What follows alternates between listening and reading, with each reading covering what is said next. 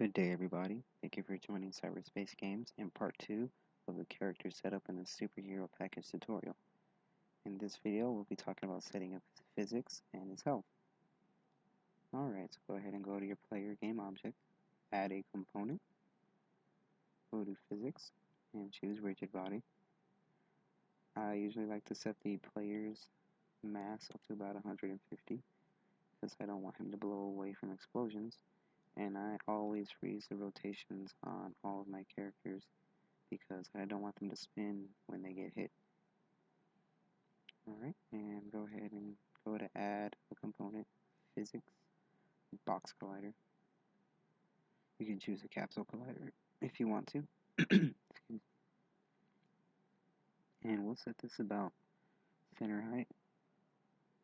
And then bring it kind of skinny because we don't want it to interfere with the hit detector that we're going to add later.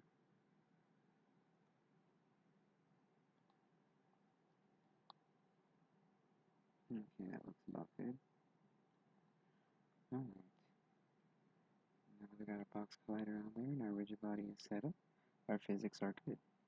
So go ahead and click on your model's armature and let's go ahead and add a box collider onto that one. This is going to be our hit detector. Set that as a trigger.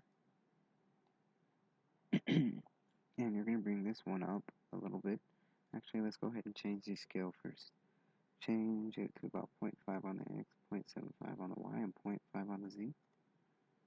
So that it looks like this. So if your character's axes are different, just try to make it look like this. And then bring it up to about, I'd say right here, the top, and the bottom about right here.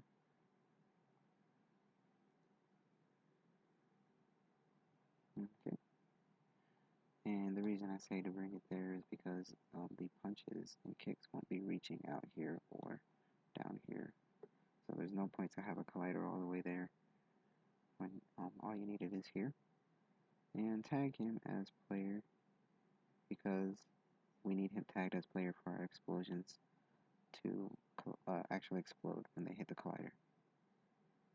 Alright, now that we've got these ones on here, let's go ahead and go to our scripts, go to heroes.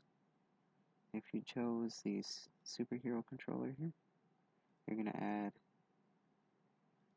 add health 1.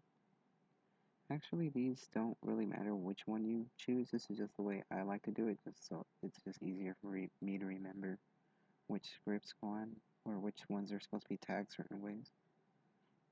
And in the health here, you can see you have your health, your max health, the effect, the player, and the player OBJ. The effect is the dead game object. It's going to be a game object. It's just this guy with a dying animation on him. It's going to be whatever your player is with a dying animation on him. And I'll show you how to set that up in a little bit. And the player is just going to be the transform where your effect spawns. So you're going to want to spawn in his spot. And the player OBJ, the object, is going to be what's actually dying, what's going to be destroyed. So that would be your player object 2. Okay.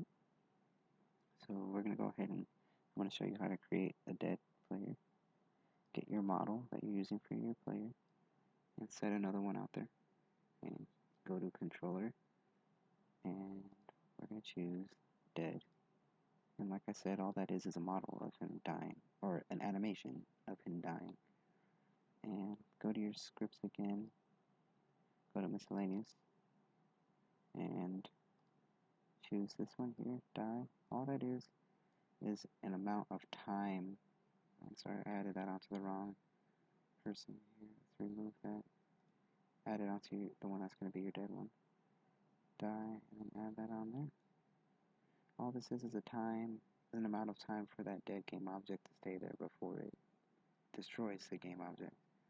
So we'll keep it there for 4 seconds and then it will be destroyed. Okay. So that's pretty much good. Just add the word dead in front of it so you can know which one is different when you save it under your prefabs folders here.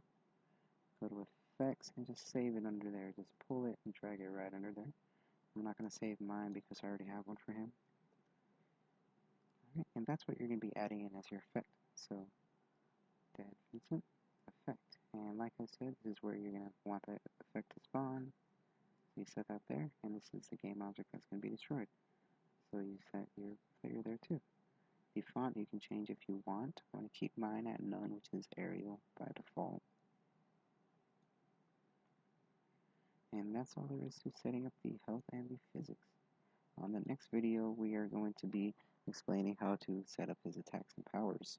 So we'll see you then.